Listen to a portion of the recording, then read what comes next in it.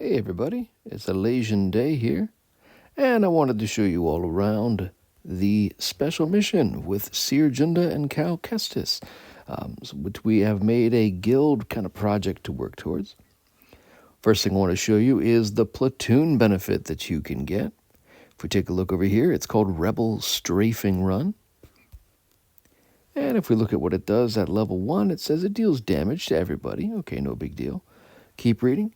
Dispel all buffs. Nice. And remove some turn meter. Nice. If I'm running this battle with Cere and Baby Cal, I like the ability to dispel all their buffs especially.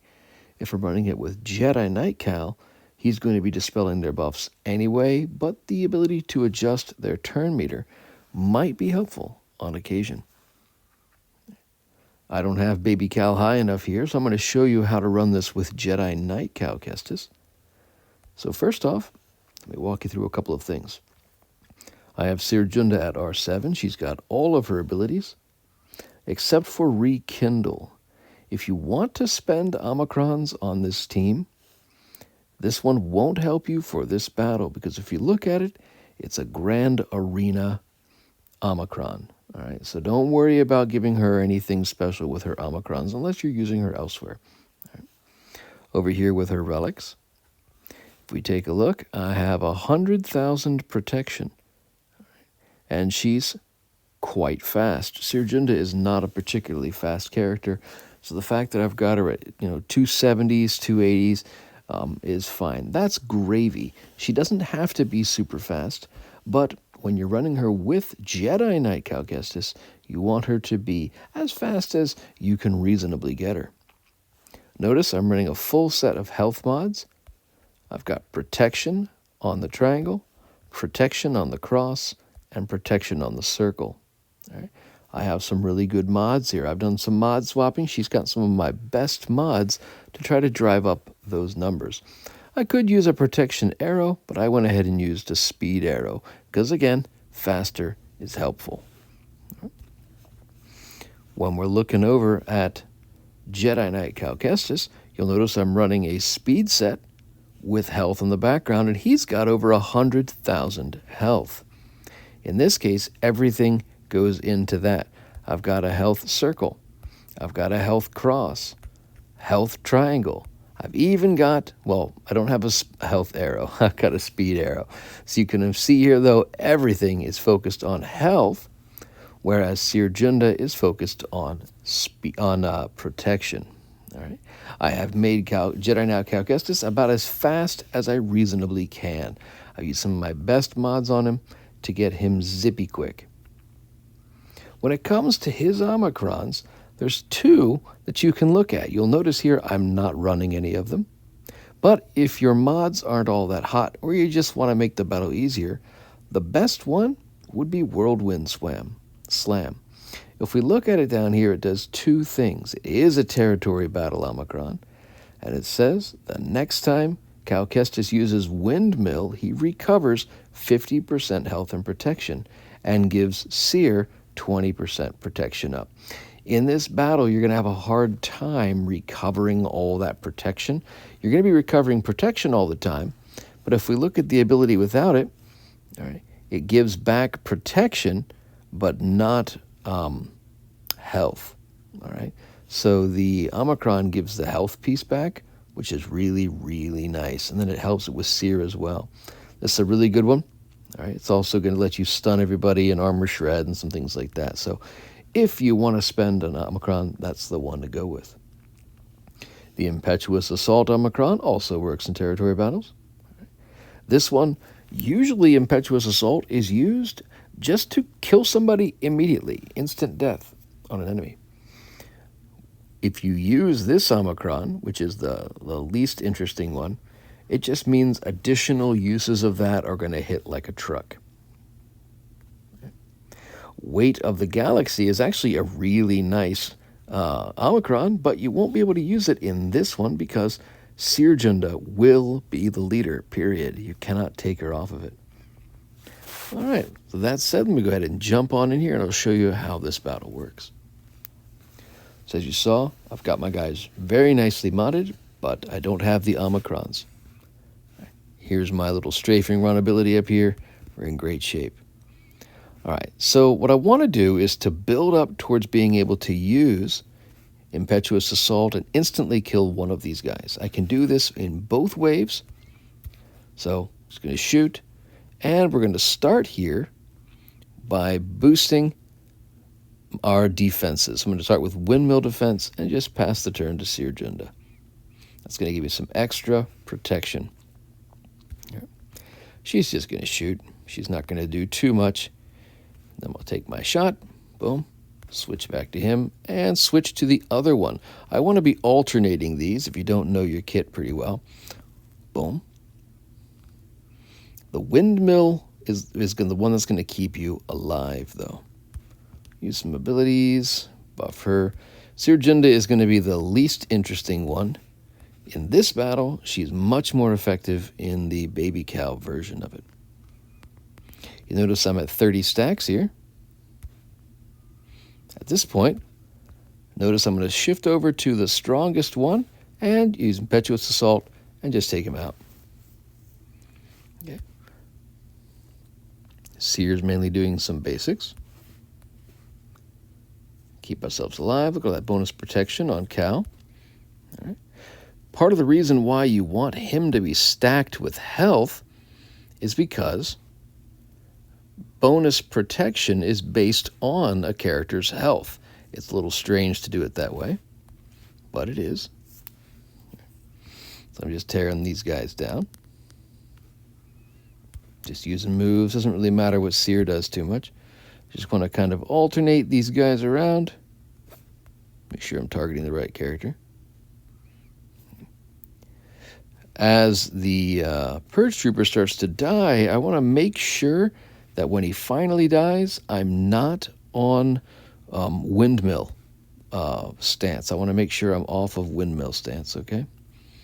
That's going to be important. So I'll start switching over to other things that are not in windmill stance, unless I need to keep my protection up. The reason for that is that I want to make sure I can go into windmill stance immediately at the start of wave 2. So I'm going to use whatever I can to stay out of windmill stance.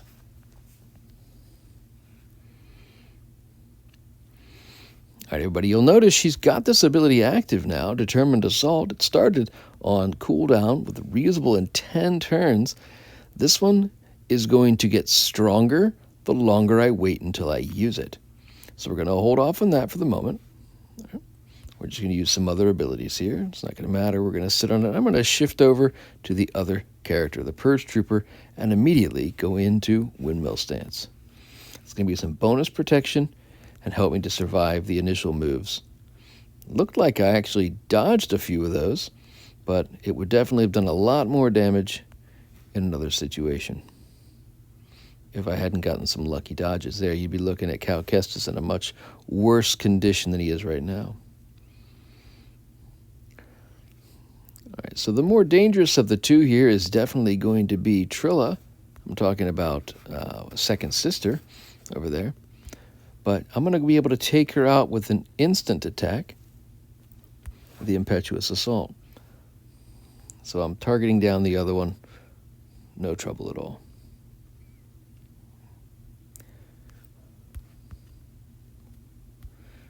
All right, I'm at 30, so I'll switch over to Trilla, Impetuous Assault, and instant killed. Boom. All right, now that wasn't very good. I'm not happy about that. You'll notice that Homegirl's dead. That usually doesn't happen. All right. In this case, I'm just going to go ahead and use my whirlwind move as much as I can, but I'm going to be ripping them up with the armor shreds. All right. Cere doesn't usually die there. But if you've built yourself well enough to be able to get some good health, so you get some good chunky bonus protection, then you should be able to get a couple of stacks of armor shred on him. Alternate to windmill modes. You're always getting that bonus protection. And then you start chopping them down with impetuous assault. No guarantee how long this will take. My Cere doesn't usually die, but she's dead, so let's see what we can do. You're seeing it for the first time with me. Just slowly working his core.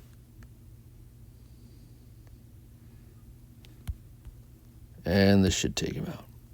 Boom. All right. And that's how it's done. All right.